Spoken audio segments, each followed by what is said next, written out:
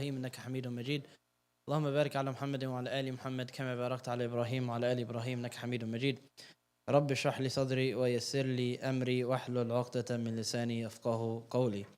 We begin in the name of Allah, the Exalted, the Sublime, the Most Merciful, and the One who bestows all mercy. And you ask Him to send His timeless, choicest, most abundant, most pure peace, blessings, and mercy upon our dear beloved Prophet Muhammad sallallahu alaihi wasallam, and his wives and his family members and his companions and all those who follow their legacy till the day of judgment. Praying that Allah subhanahu wa ta'ala has mercy on us and our families and our fellow Muslims and includes us amongst them. Allahumma ameen. So we're about 5 or 6 weeks in. How many sessions we covered? 7. I'm not really sure, but I'll take your word for it. So we spoke about the Islamic overview of marriage in general. We spoke about the most important part of the journey, which is the most important part of every journey, which is what? What's the most important part of this process and the journey? It's about you. It's your personal relationship with Allah subhanahu wa ta'ala, and marriage is supposed to fit into that greater idea. It's not supposed to be a separate journey. It's not supposed to be a separate task. It's supposed to fit into that, your journey towards Allah subhanahu wa ta'ala. And we spoke at length about that, and a lot of what we say when it came to the ideal man and now to the ideal woman, it's just more of that. Because that is really the central theme that we're going to keep coming back to, which is fixing yourself, developing yourself. Marriage has no meaning or significance outside of this topic, as always. Self-development and our journey towards Allah subhanahu wa ta'ala on a personal level. After that, we spoke about choosing a husband, because that's a different process than speaking about the ideal husband. Obviously, the ideal husband, the characteristics that our deen highlights as ideal characteristics, would be what we look out for, either as males ourselves to develop into that person, and then as females, this is the spouse you would seek, ideally, sure. But actually looking for a spouse, the actual process may differ, because the world doesn't always function in ideals. In fact, it doesn't. There is no ideal husband out there.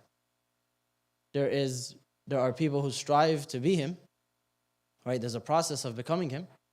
But in terms of the ideal spouse and the traits that we explored, he doesn't exist. And likewise, the ideal Muslim woman is not going to exist, is she? But we'll get to choosing a spouse next week. For now, we're just talking about the ideal Muslim woman in terms of characteristics and traits, just like we did with the ideal Muslim man.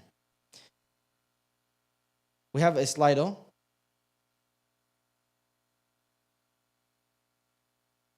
Ahmed, you sent me, you don't think this is the notes? Is that relevant or is that resolved? Resolved? Okay. Slido is 752-5859. 752-5859. 752-5859. For all our questions or your own questions. So memorize it. Say it again, sure. 752-5859. So that's for any questions or any questions that we ask. You put your answers up there, or you can ask your own questions. So the first question I have for you, just like we did earlier or in our previous sessions, who is the best example for the ideal woman? Who should she look up to? And then, what are the top 5 qualities of the ideal woman? The wives of the Prophet ﷺ?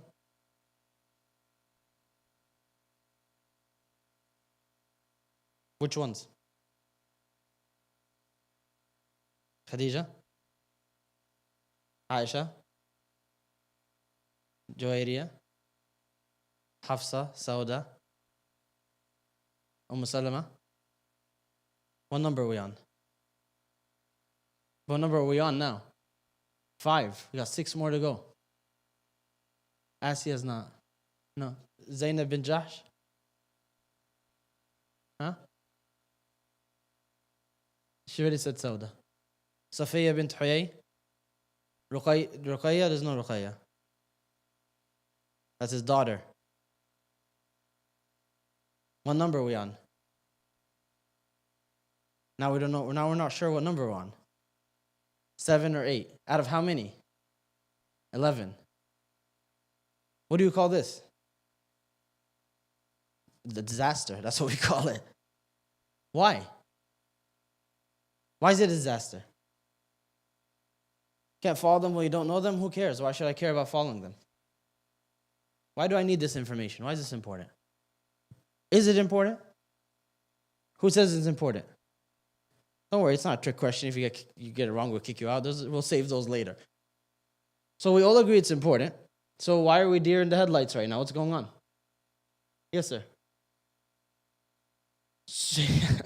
No, we didn't mention her. Thank you. I guess that will count as a save for number 8. Ramla bint Abi Sufyan. Right? Habiba. Allah subhanahu wa ta'ala, He simply says, وَأَزْوَاجُهُ أُمَّهَاتُهُم. His wives are your mothers. That's the status. It's the status of your mother. In fact, higher than your mother. So if you are so blank on your mother and someone who should have that status, I don't know what to say after that. It's impossible to follow these people, to love them, to want to be with them, to want to share their journey, to care about their trajectory, to try to align yours with them. It is impossible if you don't even know who they are. Just right off the bat. Who are the 10 mubashirun bil Jannah?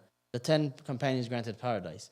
So right away when you hear this, Ummahat al-Muslimin, it's an empty slot in your empty slots in your mind, 11, a list of 11. And as soon as one name gets filled, Khadija, you automatically know that there's 10 others and they can't be Khadija. Just like if I said, who are your siblings? You're not going to be like, Ahmed, do you do that? You may. It's strange. It's not normal, is it? It's not acceptable to forget your siblings' names. So these people supposedly, theoretically speaking, they have a higher status in our hearts than our own siblings, and we care more for them than we do for ourselves, theoretically speaking. Is it purely theoretical? If you ask most Muslims who are the 10 granted paradise, who are the 11 wives of the Prophet, who are the 7 children the Prophet had, it'll be quite clear that it's almost purely theoretical for most people. That's not us, right? That's not what we want us to be or how we want to have our relationship with these people. Any other thoughts? So someone said here the 5 most righteous women. Someone here said 5. Well, the hadith technically does have 5, but starts off with 4. Who are they? Asya, Khadija, Maryam, and Fatima. And then he said, sallallahu alaihi wasallam, and the preference of Aisha over all other women is like the preference of tharid over all other foods. Sallallahu alaihi wasallam, alayhinna salam. Spiritual growth, emotional maturity, haya, nourishing, and kind. Someone shared that as the 5 most important qualities. Anybody else? Any other takes? Women's role models, or their 5 most important qualities for the ideal woman? Your mom's a good role model. For you, for everybody, for everybody. What do you want me to do with this information?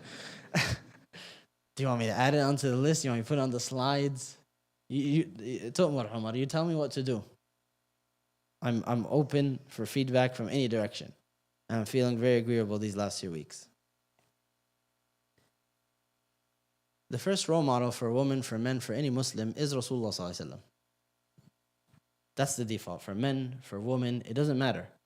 Of course, there's going to be some gender-specific things that a female role model will do, or some level of camaraderie or connection that a woman may have with a female figure. That's normal. That's completely fine. But we can never forget that the primary role model is Rasulullah sallallahu alaihi wasallam. Whenever I wonder what should I do, that's the first figure that pops into mind. When I want advice on a topic, that's the first figure that pops to mind. When I want to wonder what someone else has been through in terms of a category of any type of experience or context, the first one is, did Rasulullah go through this? Did he have this conversation? That should be my default as a Muslim. لَقَدْ كَانَ لَكُمْ فِي رَسُولِ اللَّهِ أُسْوَةٌ حَسَنَةٌ لِمَنْ كَانَ يَرْجُو اللَّهَ وَالْيَوْمَ الْآخِرَ وَذَكَرَ اللَّهَ كَثِيرًا. You surely had in the Messenger of Allah the best example. Not for everybody. It's not for everybody. Rasulullah is not the best example for everybody? No, he's not. For those who hope and desire in the last day, hope and desire in Allah and the last day, and mentions Allah much. These kind of people, this is the best example. Other people may not relate. Other people may not find things of value here. The disconnect is on their end. But Allah subhanahu wa ta'ala is saying, those who hope in Allah and the last day and mention Allah much, this is the best example they'll ever need. Whether they're male or female, they will find their story, their own story, you'll find your own struggles. You'll find your own fears. You'll find your own challenges in the story of Rasulullah. Always, his story, his life, his sunnah is a miracle just like the Quran. And this was by design. Allah did that intentionally so that we can find guidance, formulas for our problems, descriptions of how to spend our wealth, all of it in his own life, not just in the instruction of the Quran, do this and don't do that, but in the example that he left. This was Allah subhanahu wa ta'ala's intent. وَنَزَّلْنَا عَلَيْكَ الْكِتَابَ تِبْيَانًا لِكُلِّ شَيْءٍ. Oh no, that's not the right verse.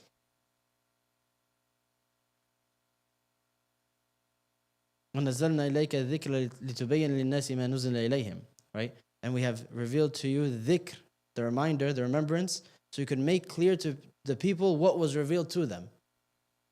We have sent you something called dhikr, a remembrance, a reminder, and that is supposed to make clear to the people what was revealed to them. So it can't be the Quran, right? Can't be the Quran. We sent you down something to make it clear to them what's been revealed to them. What's been revealed to them? It's the Quran. So what is going to clarify that? It's the Sunnah. The Sunnah is a revelation. Allah subhanahu wa ta'ala says that directly here. So Rasulullah cannot be overemphasized. Number two is his wives. Allah subhanahu wa ta'ala gives them the title of the mothers of the believers. They're your mothers collectively. They have this status for all of you. So you look to them as such. So this, again, a lot of this applies for men and for women, right, equally. But there's clearly an emphasis on a female role model for females. Then the four greatest women ever, as they're mentioned in one hadith together, Maryam alayhi salam, Asiya, Khadija, and Fatima alayhi salam. And then the sahabiyat in general, all the companions of the Prophet ﷺ, the female companions, those who met him, believed in him, and accompanied him ﷺ in the context of the seerah. So this just begs the question, out of everything we just described here, how many do you know by name? Out of those who you know by name, how many do you know their stories? Out of those who you know their stories, how many of them are actually tools for you to go-tos in times of need? When I'm in this kind of situation, what did Maryam alayhi salam say or do? What did Khadija alayhi salam say or do? How was she described in this situation? How can I find strength or inspiration from their story, their actions, their context? If I don't even know their names, let alone their stories, let alone the context for which I could use their stories, then they're just placeholder figures, right? In my brain, there's a category somewhere, there's a folder with cobwebs on it called the wives of the Prophet ﷺ. It's a concept that I know exists. It's in my brain, there's a folder for it. The folder's empty. Just hoping no one ever needs to open it. That's enough to say, yeah, I know there's a concept called that, and I know some of them, I know a couple of them, I know Aisha, I know Khadija. Heard those names often enough. So that's what it is for most Muslims, and that's not okay. Let alone for the rest of the sahabiyat, and for the four greatest women at the very least is the place to start. You had a question, Dunya? So this is where the disconnect starts, where we don't even know who these people are, let alone to use them as something like as grand as role models. That's quite a grand concept. For someone to go from just a name in your head to someone that you know their story, to someone that you care about their story and you use to a role model. It's a very high status. That's not going to happen automatically by virtue of just knowing I'm supposed to care about these people and they're supposed to be important to me. It's not how things work. So how do I develop this connection? First of all, know who they are, know their stories, and use them. Utilize them in your everyday journey, and then they will become your role models.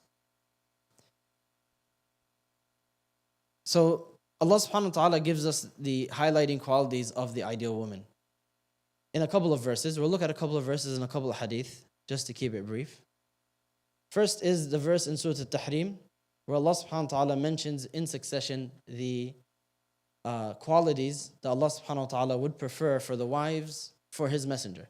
Right? So this is the best. This is the Prophet ﷺ's wives, and this is the best of messengers, not just any messenger, and Allah subhanahu wa ta'ala would will for him the best. He's also listing these things in reprimand. He's reprimanding the wives of the Prophet ﷺ. There was some incident that had occurred, and he's warning them that if you are not interested, and he did that before, like we mentioned in Surah Al-Ahzab, in response to certain situations. And they always responded positively, right? Whether it's with tawbah or acknowledging the reminder.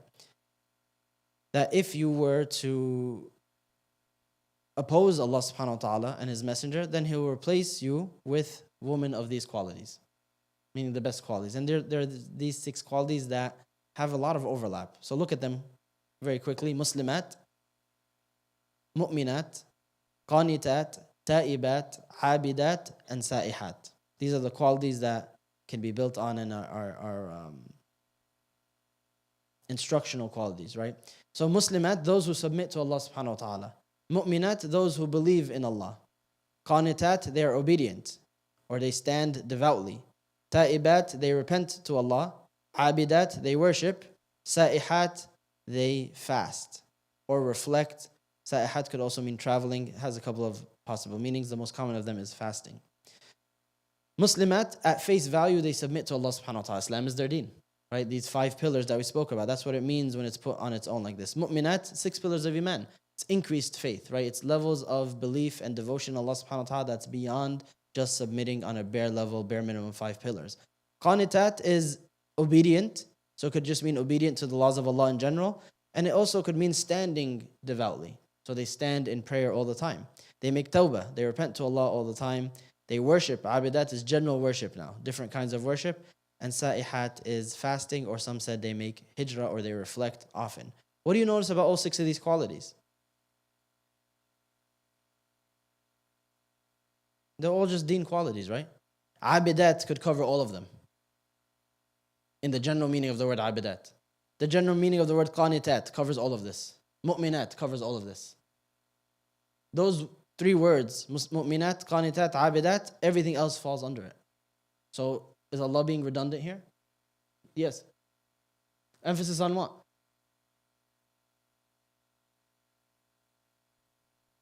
So the deen has many different manifestations. And like we were talking about when we said it with the ideal man, remember we did the list? There's the 5 pillars, there's prayer, there's a relationship with the Quran, there's a relationship with the masjid, relationship with community, and activism. That's generally what people highlight as religiosity. The truly religious person does all of them. Strives for all of them. I didn't say perfects all of them, but tries to do all of them. They recognize that these are different acts of worship that have different times and place and context and importance and relevance and have a different ability to fulfill them. And it's my duty to try my best in all of them. So Allah subhanahu wa ta'ala is saying that the ideal woman in terms of deen, because a lot of times say, oh, deen, and we leave it as one category. No, Allah subhanahu wa ta'ala is saying they submit on a basic level. They traverse through past that basic into iman, right, which is more advanced concepts, more advanced manifestations or numerous manifestations of that faith. They stand in prayer. They make tawbah from their sins all the time. They engage in different acts of worship, and they're fasting. So you can, again, summarize all that by just saying deen, but Allah subhanahu wa ta'ala, it's as if He's saying the manifestations of deen are many, and the cream of the crop will have a little bit of everything, or at least try in everything. That might be met with a duh, obviously, like that doesn't need an explanation, but a lot of times with modern day society, a lot of times people settle for very low standards. They say, I pray my 5, I fast Ramadan, I pay my zakah, I made hajj, basically the 5 pillars. I don't kill anybody, I don't drink alcohol. For some reason, it's always those 2. And then I'm clear, I'm set. But that's not what deen is, right? There's a lot more to it. And this is just one indication that deen should be heavily considered from all angles. Allah subhanahu wa ta'ala says, فَالصَّالِحَاتُ قَانِتَاتٌ حَافِظَاتٌ لِلْغَيْبِ بِمَا حَفِظَ اللَّهِ. Similar verse, the righteous women who are obedient or devout, and they protect what Allah demands they protect in their husband's absence. So this is an added now quality to these 5, 6 that we have here, which is trust. The ideal Muslim woman is trustworthy, specifically in her husband's absence. What does that mean, her husband's absence? Yes? Yeah, sure. Okay, so if he's mentioned in his absence, like, something that is his honor and his dignity. So if he's mentioned, or if his name comes up, she's protective of that. That's something that some people just don't do, right? That they don't stand up for somebody who they know in their absence. Least of all, if it's family, it's even worse. But some people they'll be your friend, they'll be protective of you, but they don't protect your honor. They're not careful over it. Sadib, you had a hand up?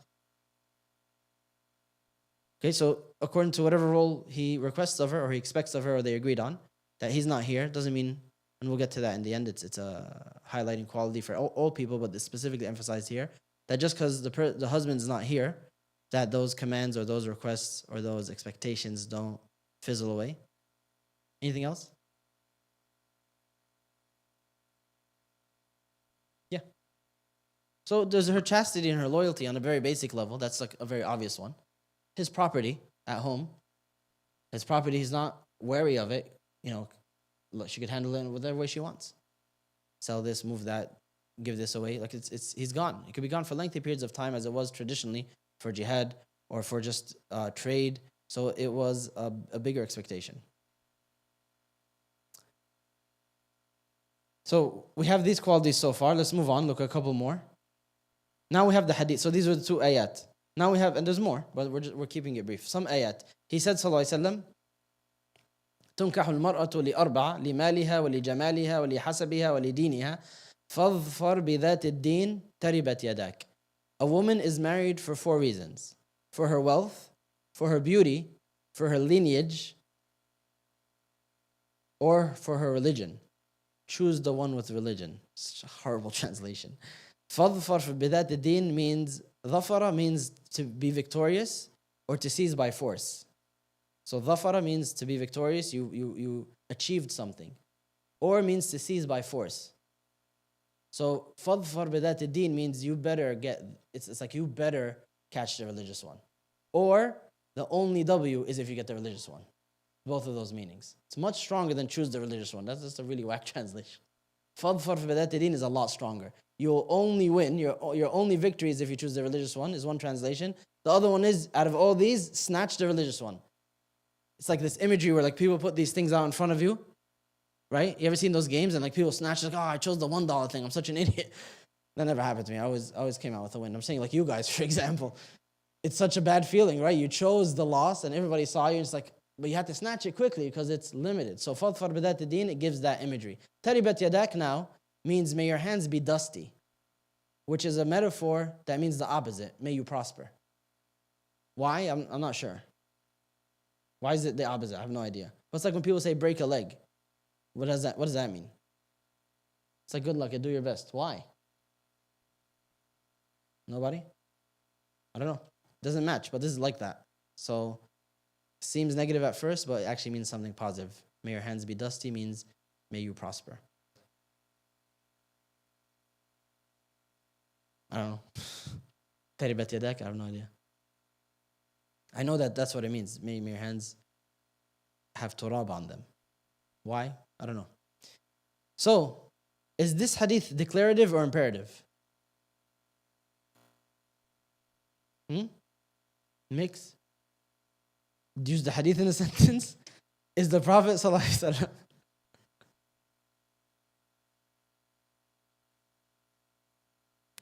never change, please. Is the Prophet ﷺ telling us this is what people do, or is he telling us to do this? Look for these qualities. He's telling us to do this.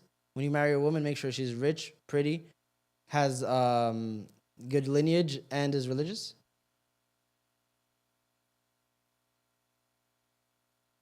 So that part is a command, right? That's for sure a command. So the scholars actually differed. Is it imperative or declarative? Declarative meaning this is what people do.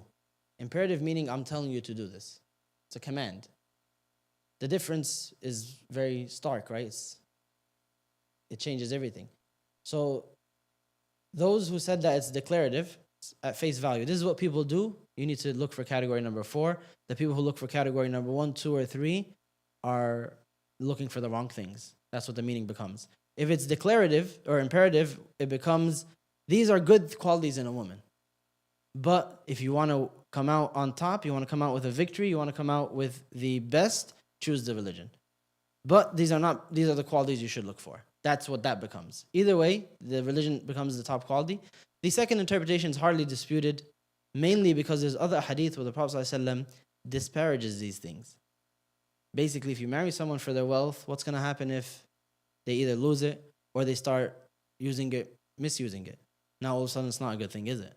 When their beauty, now it leads to, he highlights these things, looking down on others in arrogance. How pretty is this person going to be now? They become quite ugly. right? The physical beauty doesn't match these qualities, and they're not that everyone has these qualities will have the negative ones, but he's highlighting, sallallahu alaihi wasallam, that if you're someone who chases these, that's where these usually end up, a dead end like that, while the deen never. So either way, either interpretation, the meaning is almost the same. Yes?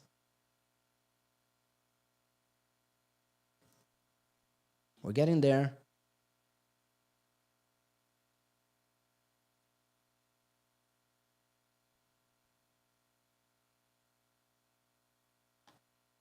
Leave your baggage at the door, please.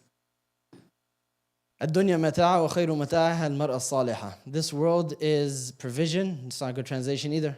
This world is enjoyment. Mata' could be provision, just plain provision. Why does it keep doing this? Why is it beefing with me, Ahmed? This is not yours, is it? That's why it's bugging out. So, this world is enjoyment. And the best enjoyment it has to offer is a righteous woman. That's like face value, right? I mean, the best that this dunya has to offer out of all of its enjoyments is a righteous woman. The next hadith, تزوجوا الودود الولود فإني مكاثركم الأنبياء يوم القيامة ومكاثر بكم الأنبياء يوم القيامة. Another hadith, مكاثر الأمم. مكاثر بكم الأمم. Marry the affectionate and fertile is not a good translation either. AI did all this. Marry the loving is not a good word either. Affectionate. Wadud would be affectionate. Wood is different than hub. Hub is love. Wood is affection. Wood is hub that has to have manifestations.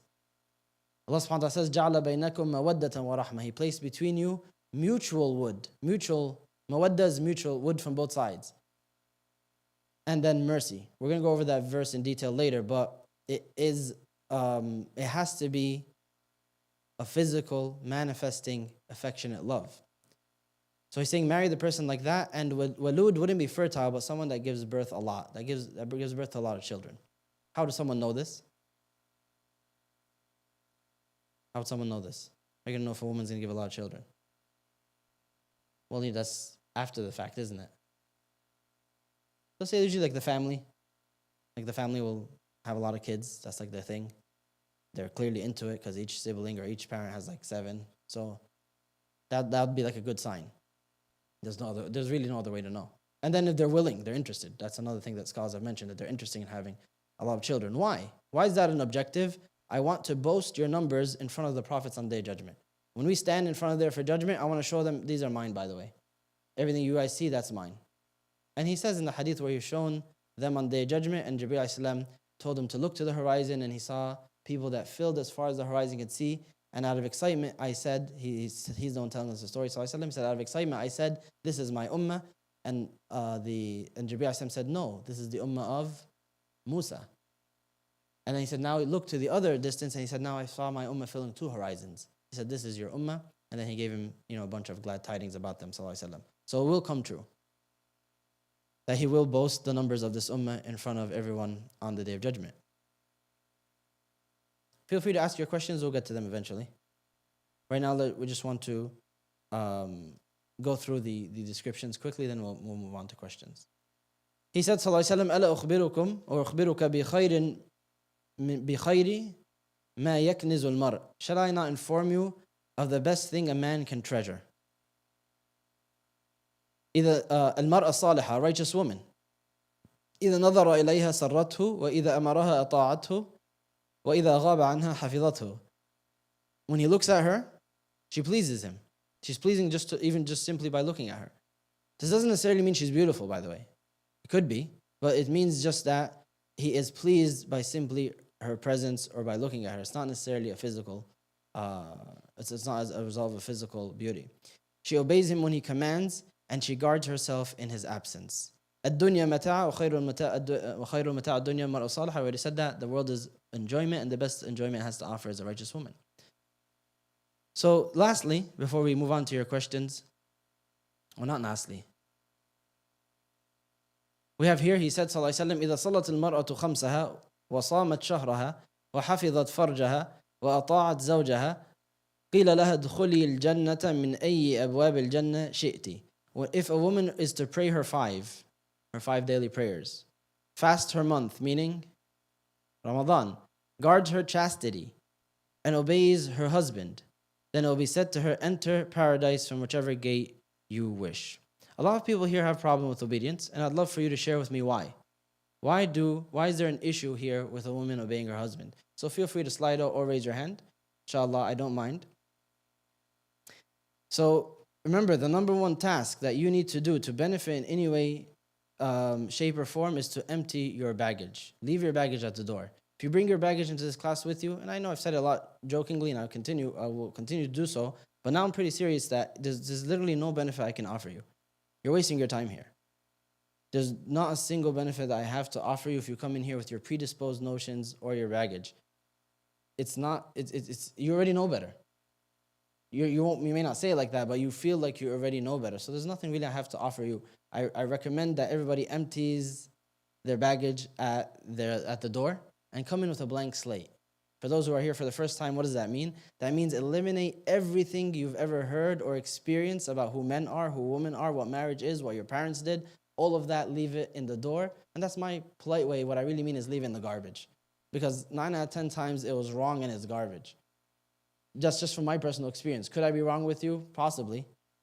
Probably not. Just out of experience and because I'm right all the time. But if I'm not, then my bad, you could ignore this portion. And but I'm pretty sure that this is most people's experience. This is from my own experience, hearing it from people and seeing it with my own self. So most of what we have learned and what we believe to be true and to be the roles of men and women, husband and wife, what the Muslim family looks like, most of that belongs in the garbage. And we need to relearn it from scratch, which is what we're doing here. Why men want someone to obey them. So this is an example of baggage. Who said men want anything? Where did this come from? Already assuming that this is something that men want. So we established the narrative. Allah subhanahu wa ta'ala gave us this hierarchy. Everywhere has a hierarchy. Every structure, every building, every country, every land, everywhere has a hierarchy, right? There's always someone in charge everywhere you go. We don't have a problem with that. We don't have a problem with listening to a police officer. If the police officer says, get on the ground, you say, you first? You get on the ground. You eat a plate of asphalt before he tells you what to do because you recognize what? That he could kill you. That's that simple. You recognize that there's serious consequences. So justice, not justice, I'm innocent, all that goes right out the window because simply he has physical violence that I cannot resist, right? So we recognize that sometimes we obey people when they're dead wrong for other reasons. Isn't that true? So what determines my obedience? In this situation, I just said it's my physical safety. Didn't I just prove that to you?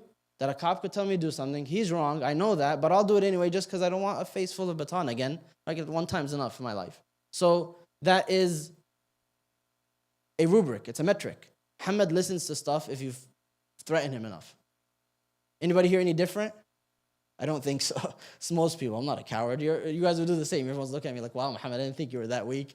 It's normal human characteristics. So the idea of that, why should I obey anyone right away off the bat? It doesn't make any sense. It's ridiculous.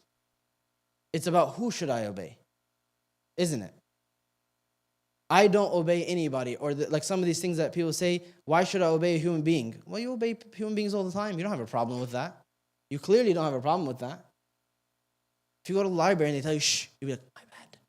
So you don't have a problem listening to random people shushing you like a child. So it's not about the way it's said. It's not about who said it. It's about, do you agree? Do you have conviction in your heart that this is something important and needs to be done or not? That's really all it is. And that's okay. Because there's a lot of people out there who don't deserve to be obeyed and who are off their rocker. So you're not tripping to some extent. So it's just about who is deserving of obedience. It's not about the concept of obedience. If you disagree, feel free to put in the Slido. I can see that it'll probably be, less aggressive than in person. Feel free to call me out in person. I love this. I love it when, the back and forth. So I have no problem if people disagree, feel free to do so. So that just to establish the concept of obedience between human beings, there's nothing wrong with it. We agree all the time that human beings need to be obeyed. We just disagree on who should be obeyed and why. The concept of obedience is demarcated by these three principles. Number one, obedience to Allah subhanahu wa ta'ala is always a priority. There is no obedience for creation if it denotes disobedience of the Creator. لا طاعة للمخلوق في معصية الخالق. It's not a hadith, but it's something that is said. There is no obedience for the creation if it means disobeying the Creator. A parent says, I will disown you if you do not drink this alcohol. Doesn't matter if they're your parent, doesn't matter if they're, I'll never speak to you till the day of judgment if you don't do this action. If it's haram, you don't have to say, I guess I'll see you on the day of judgment. Don't tell that to your mom or dad. You still try to win them over. I'm sorry, I love you, please. Why does it have to be? That's your journey as a child. But the bottom line is, if they don't speak to you on the day of judgment, until the day of judgment, on the day of judgment, when they finally speak to you, it's going to be like, please forgive me, I'm so sorry. Please don't hold me in front of Allah subhanahu wa ta'ala for this. They're going to be begging for your forgiveness if they did wrong.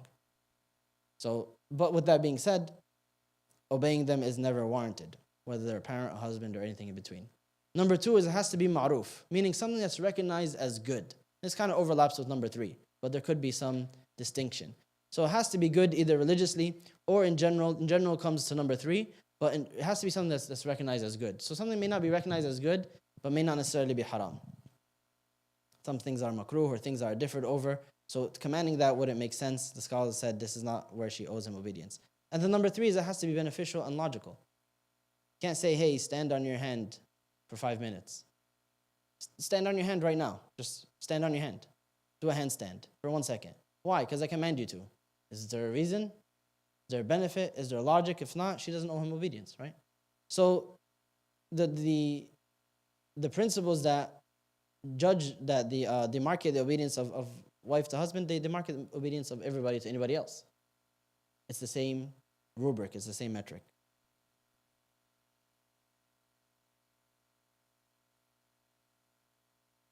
Someone said, I think it's just about mutual respect when you obey. No.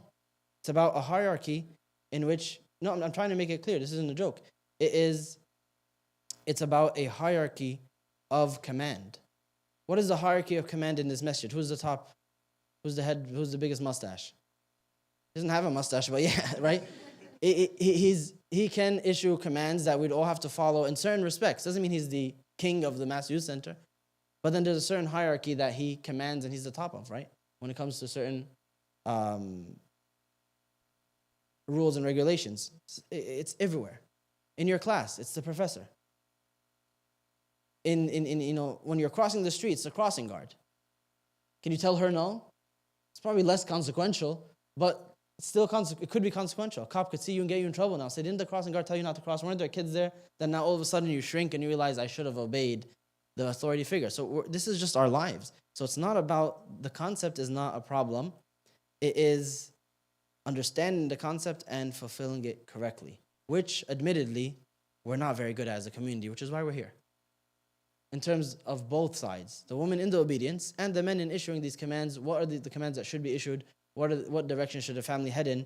That is already a mess, which is why we're here. But that doesn't mean the concepts are wrong. Yeah, Umar.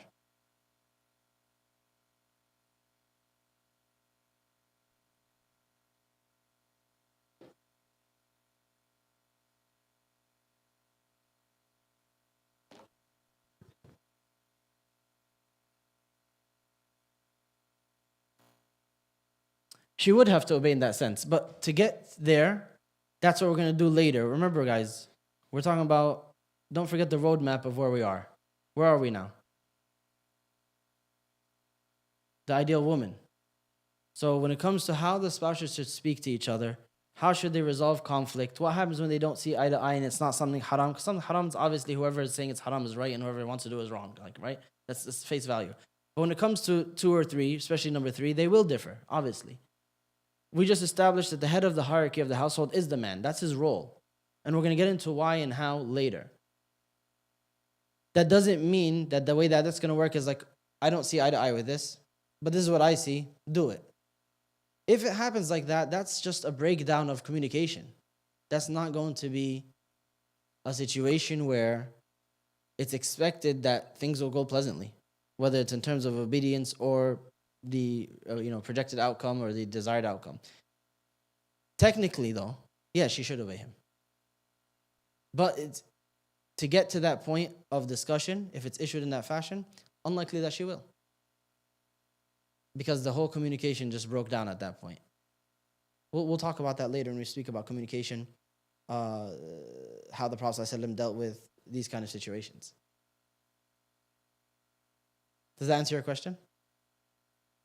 You're welcome. Let me finish this quickly, then we'll move on to everyone's questions. So the last thing is just an example of the ideal Muslimah. You guys know Umar and the milk maiden? Who knows the story? Raise your hands. Who wants to tell it to us? Want to tell it to us? Please. Wait.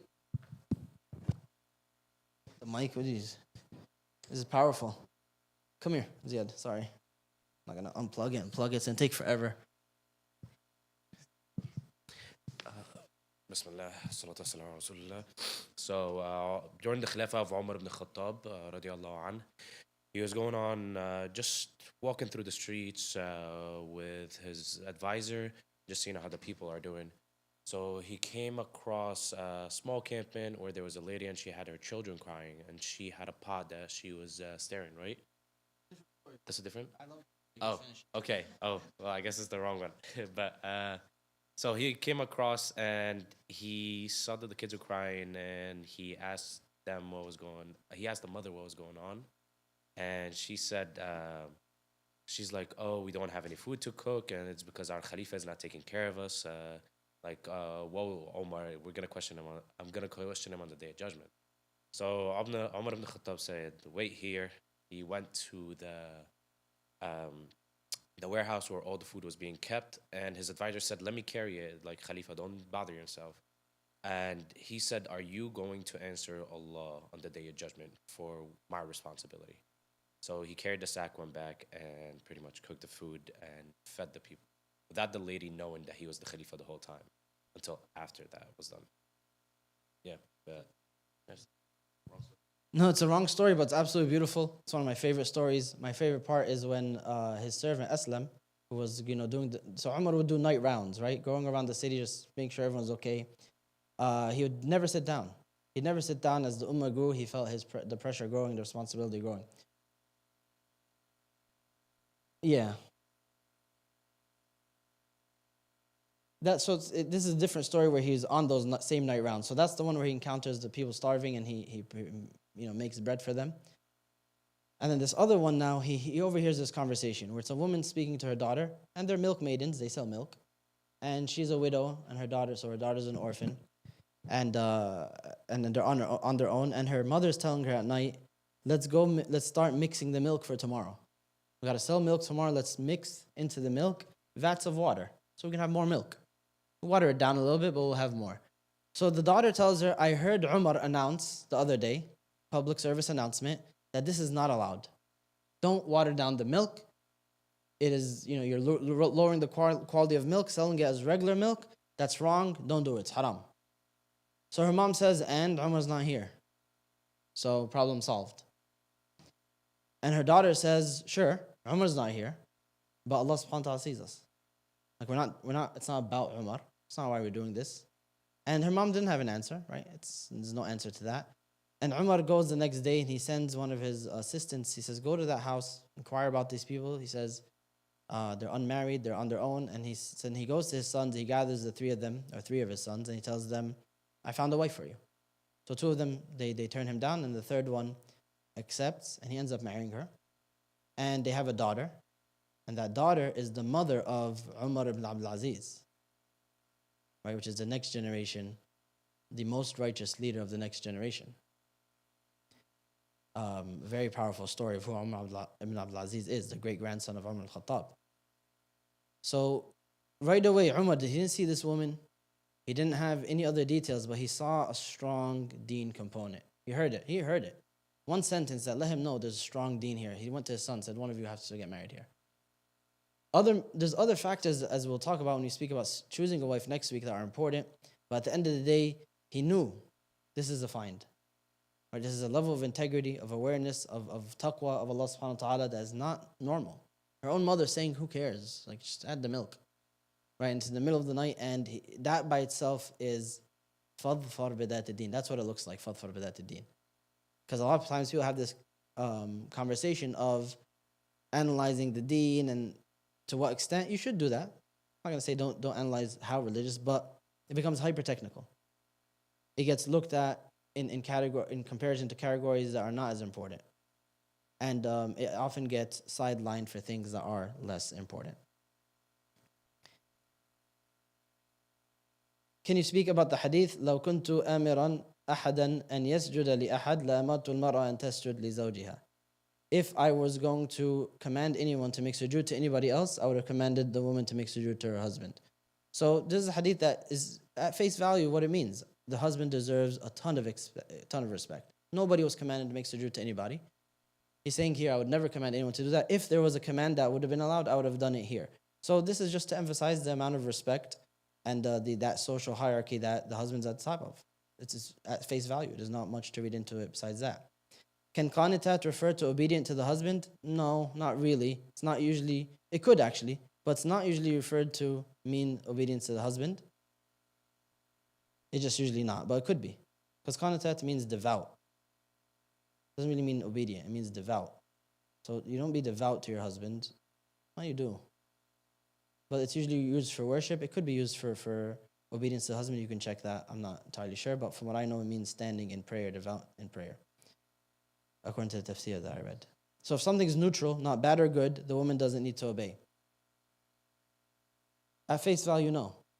Right? If he says stand up, why? Stand up. Doesn't make sense, right? It wouldn't be beneficial, wouldn't be good. She wouldn't be required to obey that at face value. Just important to highlight, like who would do that, right? Who would do that? Who would command such things? If the person commands such things, they're probably not a good find in the first place. My only problem with obedience is you start seeing that the man is not making good decisions or doesn't have those decision-making skills. So step number one is don't marry him. These are things you should look into before you marry him. You shouldn't find out that he has poor decision-making skills when you get married. You should find that out early. Explore that and find it out early. That's number one. Number two is, if you disagree with these decisions, you'll discuss and you'll converse. We didn't get to that yet. Leave the baggage at the door, guys, and don't jump ahead. Don't worry, we're going to get to everything. We look at Islam holistically. And it functions. We didn't talk about the Prophet ﷺ with his wives. How did he deal with them when they said no to things? Right? What was his approach? That's going to put all of this into perspective. Umar, Abu Bakr, we'll go through a lot of their examples and put all this to perspective. With that being said, this is the default because today is called what? The ideal woman. So these are the ideals that we all should strive for. So in that situation, you shouldn't have been married in the first place. If he's making extremely poor decisions that are ruining your life, then that's where, that marriage would either dissolve or you'd get counseling. That's a problem. It's not okay.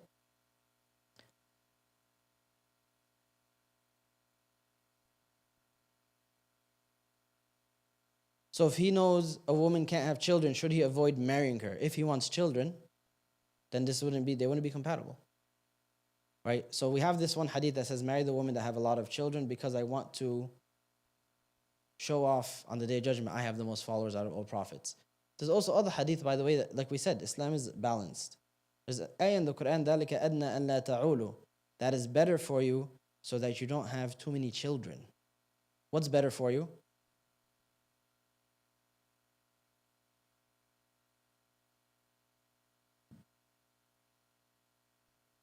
Having one wife.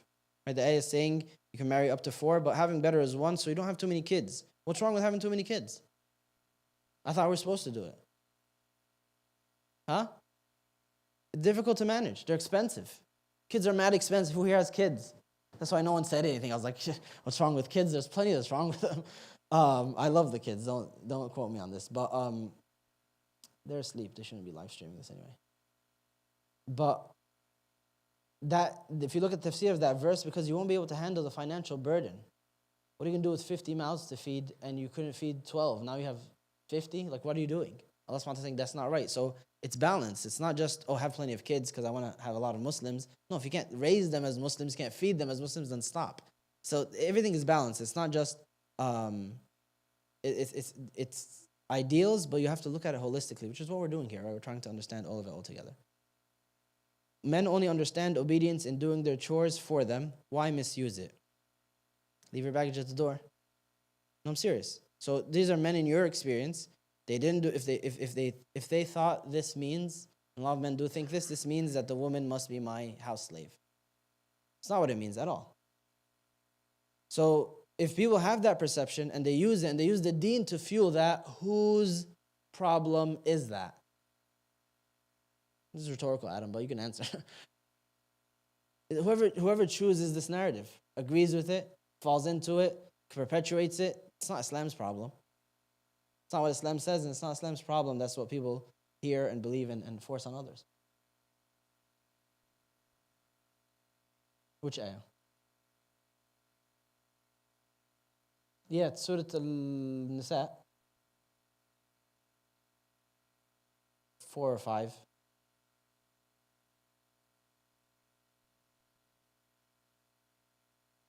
What if the family just doesn't have many children because they don't want to, not because they're not fertile? How's that a fair assessment? Well, like we just explained, that's not the only assessment. So don't forget, in the midst of this narrative that we just said, marry the woman who have plenty of children, I want to show off in front of the highlighting the nurturing childcare of women over and over in the hadith. In the midst of all that, he had 11 wives and no children from any of them, except from Khadija. And once she died, all those years ago, all the later wives all came later. He had no children with any of them. In fact, some of them he took care of their stepchildren. So he's not saying like women don't have worth without children. That is something that some people here or watching have heard. Hearing tazawwajul wadud al-walud, some people heard woman's value means children. Whose problem is that? That's what you heard. Is that what the Prophet said? No. Is that what some people interpret it to mean, giving women the value that the only value they have is their children? Yes. Do tons of Muslims do that? Yes. Is that Islam's problem? No. You see, that's all I'm trying to do here. Some people are going to hear, for example, فَضْفَرْ بِذَاتِ الدِّينِ, or if I was to command anyone to make sujood, it would be to her husband. This is teaching that women are subservient to men and underneath them. That's not what he said. Is that what plenty of Muslims do? Yes. Whose problem is that? We're here to dismantle Allah. Like I said, by the end of this, the brothers and the sisters are going to hate me, and I wouldn't have it any other way.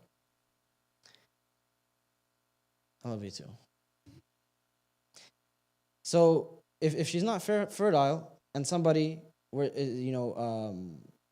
wants children, they wouldn't end up marrying that person. But there's plenty of configurations. Maybe the man's not fertile. Now they're the perfect match. Or 1,001 other reasons where they can marry somebody and it's not the end of the world. Her value is not allotted to her having children. Islam emphasizes that. In fact, the best example is what we started with. The 5 best women. Who were they again? Asiya. Who's her husband? Do I need to say more?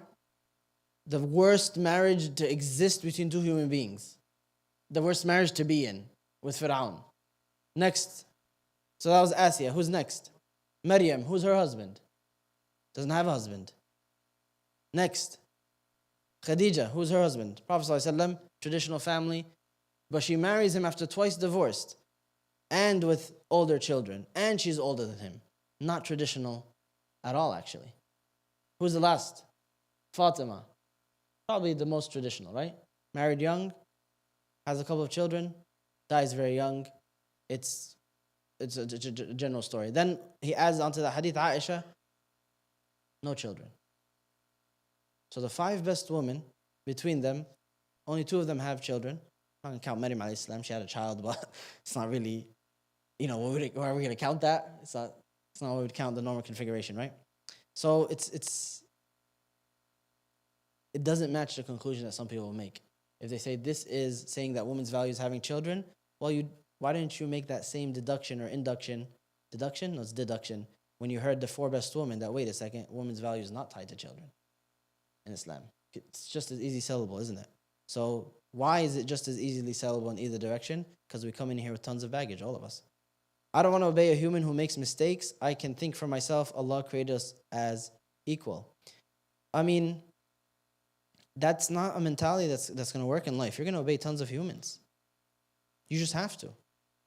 You're comparing a husband to police officers. They're not using their power good, just like men. You'll still obey them. You'll still obey them.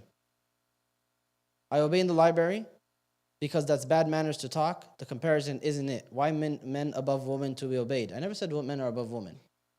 Never said they're above women. In the social hierarchy, they might be above her. That doesn't mean they're better. Doesn't mean they're superior. That means they, in the rubric that we shared, they should be obeyed. In the rubric that we shared. So who creates that rubric? Who creates that hierarchy? It's Allah subhanahu wa ta'ala. The same way that if the imam stands up, if the imam like skips something in salah, what are we supposed to do? He doesn't listen. You follow him. You end up following him. And later at the end say, hey imam, what happened? Now he makes sujood or he fixes it. But in that moment, you follow him because the continuity of the salah is important. So if he makes a mistake, he gets up for another rak'ah, or he adds another, we're going to follow him. At the end, we're going to correct him. So there's a lot of situations like that. It's ubiquitous in our lives. Obedience to other human beings. It's not about, if you disagree with this conceptually, that's where I have to tell you, you're just objectively wrong. This is all around you. You obey people left and right, even if you claim not to, or not to be okay with it.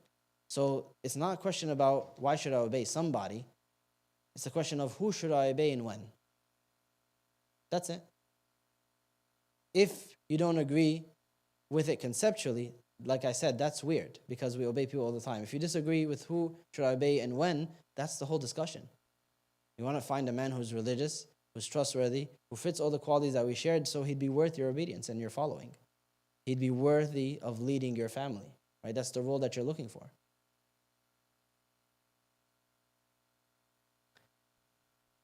So we are all equal in the eyes of Allah, but men get to tell women what to do. It doesn't sound fair to women. When you put it like that, of course not. I agree. They don't get to tell women what to do. It's not what we said. I'm not making a joke. I'm challenging the premise of the question. We're all equals in the sight of Allah, but men get to tell women what to do. Is that an accurate representation of what we just said? Can anyone on this, any individual on this side, tell any individual on this side what to do? Yes? Anybody got sisters or siblings here? So what are you saying yes for? If you have a sister here or a daughter here or your wife's here, then that could be a yes. But other than that, no. Right? Nobody here has any authority on anyone on this side. So that's by the premise you shared, even though I know that's not what you mean. But correct the language so you can correct the perception in yourself. When you use this loaded language, you already start off from a premise of I'm ticked off and fired and ready to fight. You did that to yourself by setting yourself up with aggressive language that's already objective, already has an objective of fighting or defense. I think feminism, let me read these first because sometimes they're loaded. Yeah, I've gotten set up before as the worst. Not here. Different setting. Kids laughed though. I'm glad they had a good time. I don't even remember what I said. I don't fully understand this. We'll go over prophetic examples of the household and how he was with his wife, ﷺ, to get an idea of these things in action, not just him, but other righteous people. That gives us the holistic view of all of it at once. The obedience, the mercy, the patience, the forgiveness, the compassion. It all has to come at once for it to work. Obviously, one at the expense of the other, which is what most people do, doesn't work. So if something's neutral, not bad or good, the woman doesn't need to obey, yeah. If you are obedient but show that you're upset, then would that negate the obedience? No, not at all. Not at all. Don't look at things so cookie cutter. There's different angles to everything, right? Your parents could say, "Give me a glass of water," and you could say, "Here." You did it, didn't you? Do you think that earned a good deed or a bad deed? I got them the glass of water, though. So there's other angles to things that we have to consider, and considering them in different categories makes it easy to understand.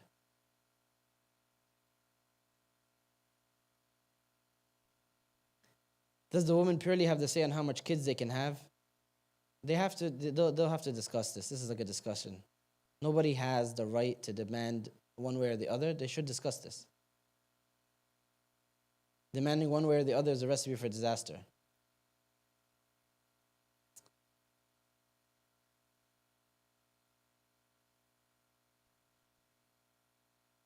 These aren't questions, so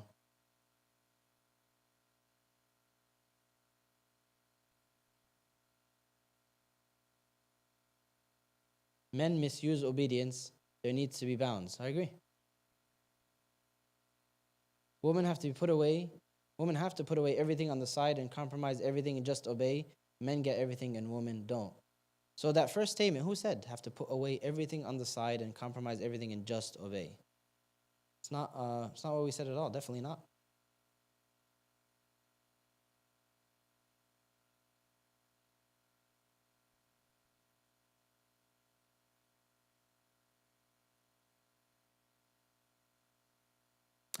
Men mainly understand obedience and polygamy. Those are their favorite subjects. You're right. But I don't see what's wrong with that. Like, why would they not enjoy those subjects? Like, why would they not enjoy those subjects? Like, is there a follow-up to it? Feel free. So, in conclusion, a lot of these aren't questions, which is fine.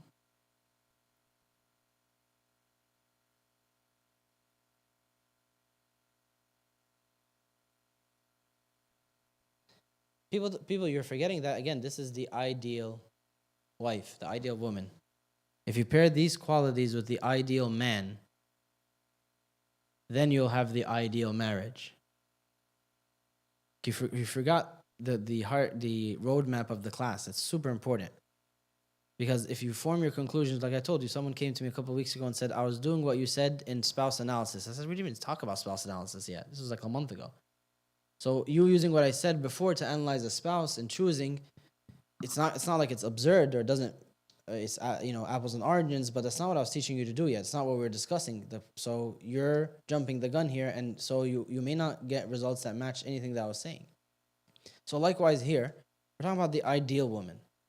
Remember the ideal man? What are his qualities? So his character and his deen, right? Ideally. If he had tip-top character and deen, and the other things that we mentioned, he's financially responsible, he's a good leader, he's a spiritual leader, a physical leader, what would his commands look like? Or better yet, would there be commands? There most likely would be zero commands. We're jumping the gun here, but just because I see a lot of the questions are here, and I hear you.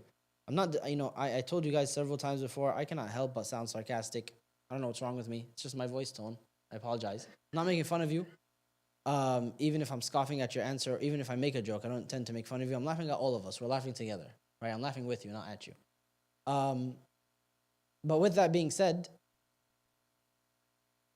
that the only reason I'm addressing this is because of the number of questions that come up, and please do keep them coming again. The comments, questions are all welcome. Feedback. So we'll get into it in more detail later, but just to keep it in mind that if he is the ideal husband, that means his deen is top shape, his character is top shape, his patience, his understanding, his financial provision, all of these things. Meaning, when the ideal wife and the ideal husband communicate, if their deen is both tip-top shape, what conflict would they get into over deen, right? If their perspective of the worldly life is comparable, the same, meaning this is not why we're here, this is not our purpose, how much arguments would they have? They'll still have them, but a lot less. Then when they do argue, how will they communicate those arguments? It's not going to be, I'm the man and you have to obey me. When we get to that point of conflict resolution, that sentence already is an acknowledgement of failure. It's broken down to the point where I have to shout my authority or announce it. In the proper marriage, that wouldn't need to be announced. It's understood that if we differ, and it's nothing haram, and we've explained our points, and I say, hey, look, we're going to decide this, it's understood that that's what we're doing. Is it always that formula? No. Sometimes it's a conversation. Sometimes it's like, look, I can't do that. And then if I were to double down as a man, say, well, I don't care if you can't, this is what we're doing, she can't do it, right? She simply can't do it. So I have to acknowledge that she can't do it, and we have to search for another solution. That's what marriage is all about. Either that or we can end it right here or there. And if we resorted to that, the rigid parameters are there for us to recognize when we're out of bounds and for when we go to court, which is already a level of not dissolution of the marriage, but starting to fall apart if we reach that point. Conflict resolution has reached a court. Because before that, there is mutual communication, as we'll see the Prophet ﷺ did, and others. Then after mutual communication, there's what? Arbitration, preferably from family members. Then after arbitration from family members, then there's court. So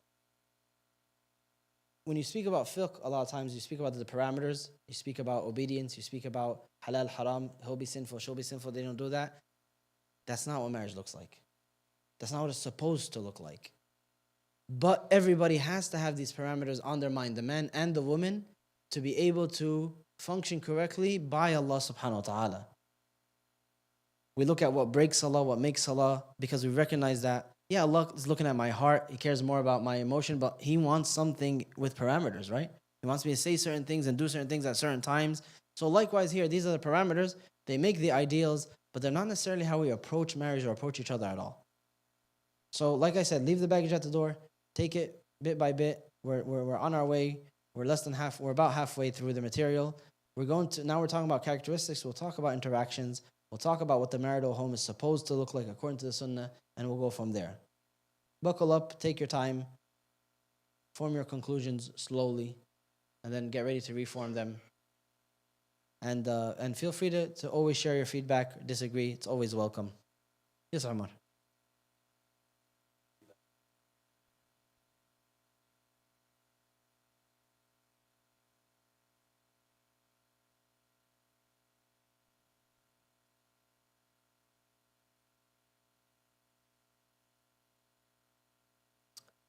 It's an illusion. Everything you just described.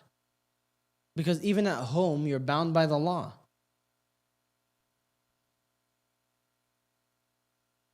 Elaborate? We follow laws at home, right? There's certain ways that you have to, pay your taxes, deal with your finances. Certain things that are illegal that you still wouldn't do at home.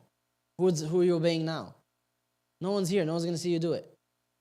We still follow rules, as I'm trying to say. You may not be obeying an individual who said, Umar, don't do this. So my argument is, are you a rebel without a cause? Like nobody gets obeyed and I decide who I obey and I decide who I don't obey? Because just say that. There's a verse about that, right? Have you seen the one who has taken his own desires as his God? I worship me. Just say that. Please don't. But that's what that conclusion is. Or the opposite, which is I recognize that me, like every single human being, I obey certain people and certain things. What makes me obey those things? It's fear of repercussion. It's fear over self-preservation. Isn't it more important to fear Allah subhanahu wa ta'ala and recognize His limitless knowledge and His understanding, and He created everything, أَلَا يَعْلَمُ مَنْ خَلَقَ وَهُوَ اللَّطِيفُ الْخَبِيرُ, and all these other things that we spend years and months talking about and believing in, that He knows what's best and He only decrees what's most just and He's the most compassionate. What happened to all those beliefs? They fizzled out and they disappeared once we talk about something that we don't like. Isn't this also part of His compassion and His all-encompassing mercy and knowledge? For you to deal with your wealth in this situation that way, for you to obey that person, for you to fall in line over here? Or is it only the mercy and the compassion and the love when it was things that I liked and they tickled me on the inside and it made me feel all fuzzy, so I liked them? But then that was something that required my money, required my time, required me to fight myself and to get over my own desires and to do something that I don't like. Now all of a sudden it's like, wait a second, is this Islam? That's what it sounds like to me. This is the discourse that, not we're having now, but the general discourse around this topic. The one we're having now is fine. But the general discourse around the topic sounds a lot like what I just shared with you. Feel free to say I'm wrong. That would just mean that you are.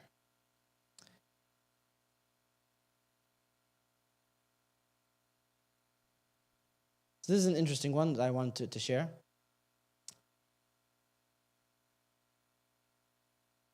Something about the police officer again. Sorry if the police officer metaphor was bad. I tried. It's not a good one. I'm so sorry. Maybe it was not a good metaphor. But the one I want to share is one of the comments was talking about the financial obligation of men. Might not sound like much, but that burden is heavy. There's one of the sahabiyat came to the Prophet ﷺ and said, I'm rich and my husband's poor. Can I give him my zakah? Is he zakah eligible? You'd imagine he'd say what? Help him, like he's poor. What do you mean, can I give him zakah? Like he's poor, your husband's right next to you, you see him every day. His answer was, you could give him zakah. He didn't get into it. He didn't say, wait, why is your husband poor and you're rich? What's going on here? So he's struggling to pay the bills while you're just sitting on gold. He didn't say any of that. He said, you could give him zakah. So, imagine the roles that they believed in. Were the sahabiyat so callous and senseless that they wouldn't help their husband? No, they would. In this particular situation, for whatever reason, she was not currently, and she went to seek that fatwa. And the Prophet said, yeah, that would count as zakah. He didn't say you must or you should. He's like, it's up to you. Zakah, it's zakah eligible. So that doesn't seem unfair to people. The men are seething right now. They're like, how dare you, right? But there's going to be things, Allah subhanahu wa ta'ala checks and balances on both sides. When we get to the rights, these are the ideal characteristics. We didn't get to the rights of each. When we get to the rights of each, like I said, I'm sure by the end, both sides will be upset. And that's completely fine. You guys aren't, you don't call the shots here. So if you don't like it, you'll have to do what? Yeah. I hope you stay alive and you stay healthy and well. But you'd have to adapt, right? You'd have to leave the baggage at the door, realize that maybe you're the problem, and so am I, and so are all of us. And Islam is not, and we need to realign. You know what I find interesting, and I'll close with this, is that people say, like, they scoff at it as if they've tried it and it's caused disaster. And we're surrounded by a plethora of systems that we can choose and they work well. Surrounded by disaster left, right, and center. Divorce rates are 60% and climbing. Muslim community is not far behind. I think they're 50. So it's 50, meaning 1 in 2 marriages in the Muslim community end up in divorce within like the first 2 years. So you're surrounded by failure, left, right, and center. You're surrounded by people who have no idea what they're doing. You have your own traumatic experiences and your loved ones around you. I think we can give this a shot and then just trust Allah subhanahu wa ta'ala when He told us that if you turn away from my remembrance, وَمَنْ أَعْرَضَ عَنْ ذِكْرِي فَإِنَّ لَهُ مَعِيشَةً ضَنْكَ. They will have a low life. Your life will suck if you turn away from the remembrance of Allah. Proof's in the pudding, right? Yes, we have one more here. Please. I think it was American Muslim couples. I'm not 100% sure, but I think it was. I don't have the reason. Jazakumullah khairan, everyone. If there's any questions, we'll wrap up with them. If not, we will see you all tomorrow, 7:30, with our joint halaqah. Subhanaka wa bihamdik, ashhadu an la ilaha illa anta, astaghfiruka wa atubu ilaik. Sallallahu barak ala sayyidina Muhammad wa sahbihi wa sallam. Assalamu alaikum.